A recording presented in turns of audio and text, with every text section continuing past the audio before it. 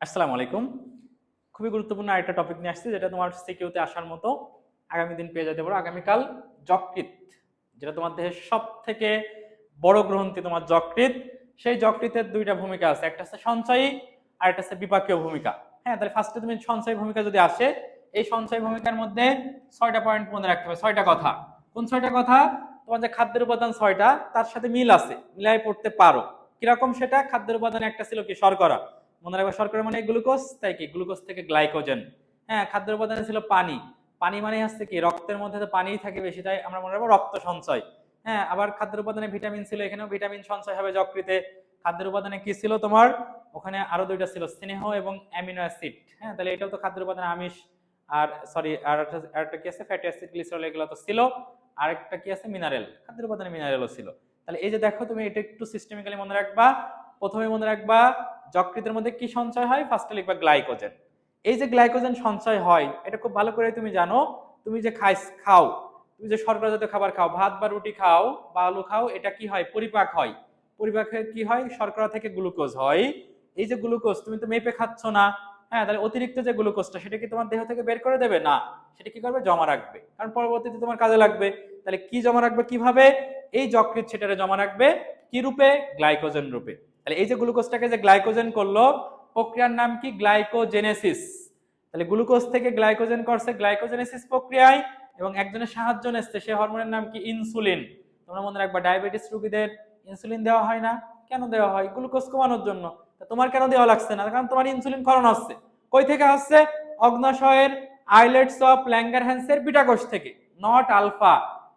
Alpha কোষ থেকে glucagon, যার কাজ ইনসুলিনের ঠিক উল্টা। আর ইনসুলিন আসে কই থেকে? বিটা কোষ থেকে। কি করতেছে? অতিরিক্ত গ্লুকোজটাকে গ্লাইকোজেন হিসেবে জমা রাখছে কোথায়? যকৃতে। তাহলে এটা হচ্ছে গ্লাইকোজেন সঞ্চয়। এই জন্য প্রাণী সঞ্চিত খাদ্যের নাম কি? গ্লাইকোজেন। 2 নম্বর পয়েন্টে দিবা কি? রক্ত সঞ্চয়। এই যে রক্ত, হ্যাঁ, আমরা জানি যকৃৎ সব থেকে বেশি রক্ত সঞ্চয় করে, 1500 সিসি। এই যে 1500 সিসি বা 1500 ml একই কথা।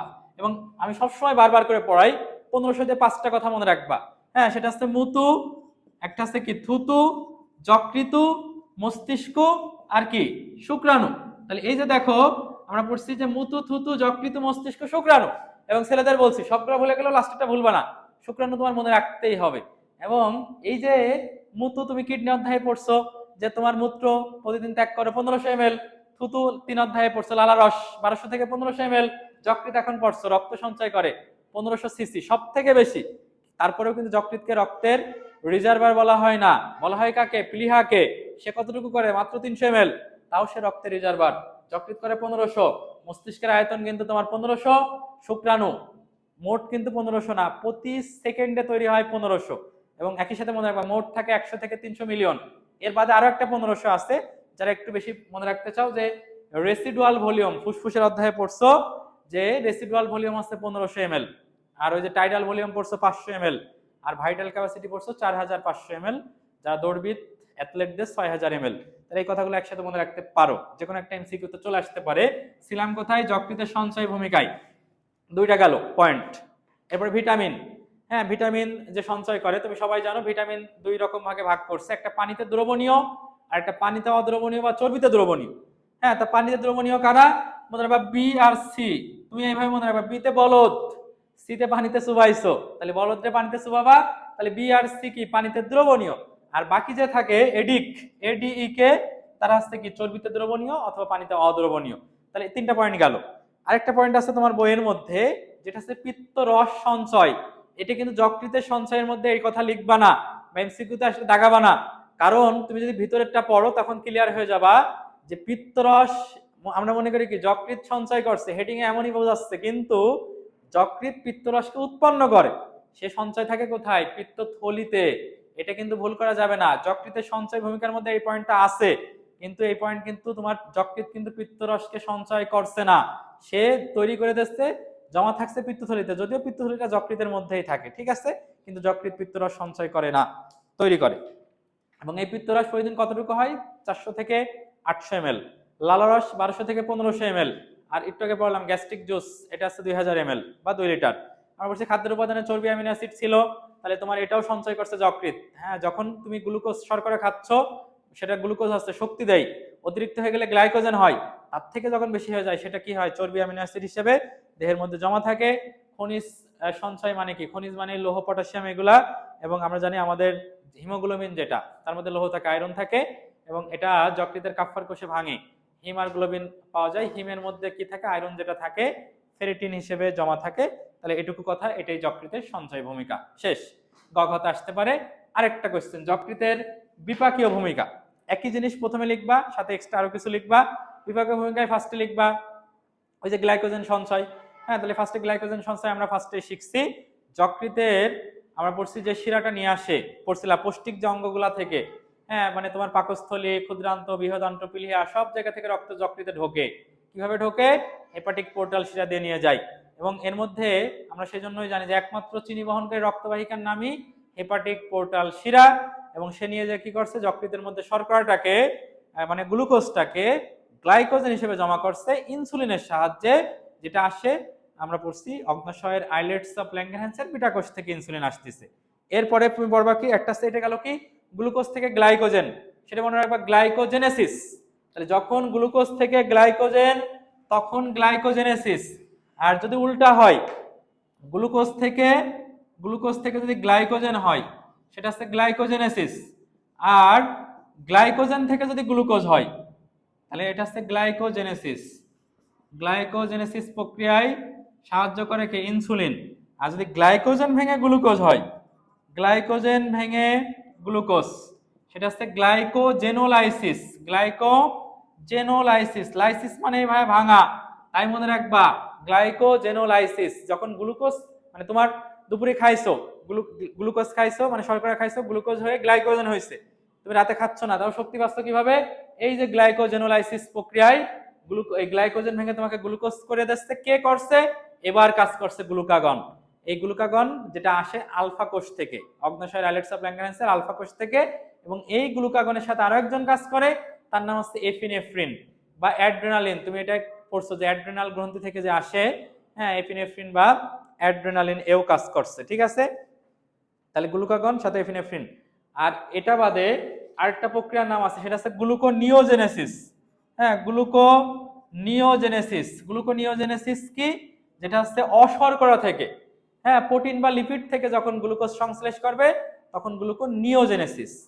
আরেকটা আছে গ্লাইকোলাইসিস, যেটা আলাদা আবার। গ্লুকোজ ভেঙে পাইরুভিক অ্যাসিড হওয়া, সেটা কিন্তু গ্লাইকোলাইসিস, শ্বসনের প্রথম ধাপ। আর এখানে আরেকটা পড়বো লাইপোজেনেসিস। লাইপোজেনেসিস কি? যখন ওই যে যেটা বলছিলাম যে যদি তুমি গ্লুকোজটা তোমার কি শক্তি দেয়, অতিরিক্ত হলে গ্লাইকোজেন করে, এবং তার থেকেও যখন বেশি হয়ে যায় তখন এই ইনসুলিনের সাহায্যেই সে কি করছে, এটারে তোমার লাইপোজেনেসিস প্রক্রিয়ায় ট্রাইগ্লিসারাইডে পরিণত করে।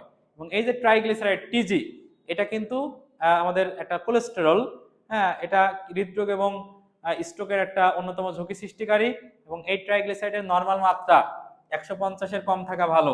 তুমি যে কোলেস্ট্রল চারটা পড়ছিলা, এইচডিএল, এলডিএল, ট্রাইগ্লিসারাইড আর টোটাল কোলেস্ট্রল, এর মধ্যে শুধু একটা বেশি থাকা ভালো, এইচডিএল হাই।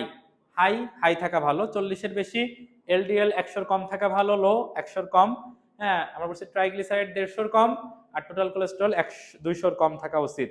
তাহলে এরপরে আর কি আছে? তাহলে এই চারটা দেখো, গ্লুকোজের শর্করা বিপাকে ভূমিকা পড়লা। এরপরে প্রোটিন বিপাক, এটা সবাই জানো, এটা খ নম্বরেও আসে। প্রোটিন বিপাকে কি হয় সবাই জানো, প্রোটিন মানে আমিষ, এটা পরিপাক হয়ে অ্যামিনো অ্যাসিড হয়। এই অ্যামিনো অ্যাসিড দেহে কিন্তু অতিরিক্ত হলে আমাদের দেহের জন্য ক্ষতিকর। অতিরিক্ত অ্যামিনো অ্যাসিডটাকে ডিঅ্যামিনেশন ঘটে। কে ঘটায়? ডিঅ্যামাইনেস এনজাইম। কি হয়? অ্যামিন মূলক আর কিটো অ্যাসিড। কিটো অ্যাসিড কোথায় যায়? ও ক্রেব চক্রে চলে যায় শক্তি উৎপাদনের জন্য, শ্বসনের 3 নম্বর ধাপে।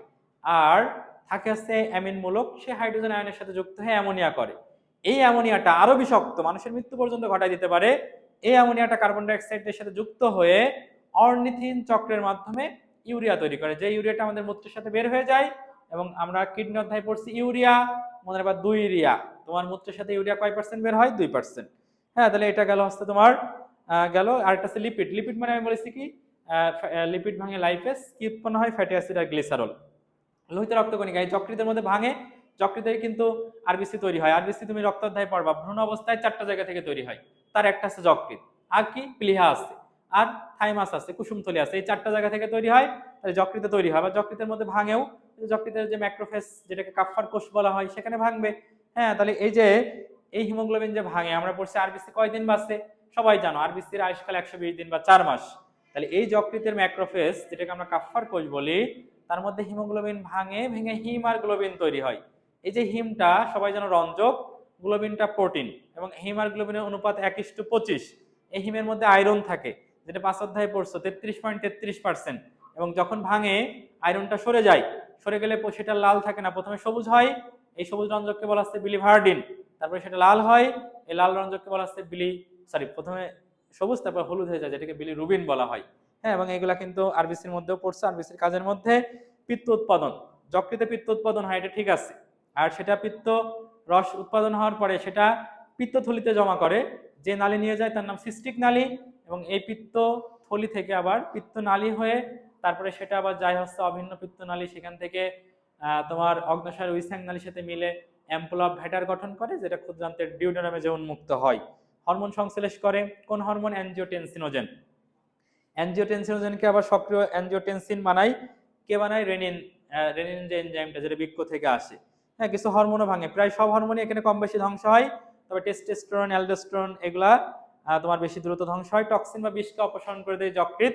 আবার তাপ উৎপাদন হয়, যেহেতু এর মধ্যে বিক্রিয়া ঘটিত হয়, তাই তাপ উৎপাদন হবে। রক্ত ব্যাকটেরিয়া মুক্ত রাখার জন্য যকৃৎ ভূমিকা রাখে। তাহলে এটি হচ্ছে যকৃতের বিপাকীয় ভূমিকা। আগে পড়লা যকৃতের সঞ্চয় ভূমিকা। এই দুইটা জায়গায় সবাই এটুকু দেখলে ক্লিয়ার হয়ে যাবে, এখান থেকে পরীক্ষায় চলে আসতে পারে। Thank you.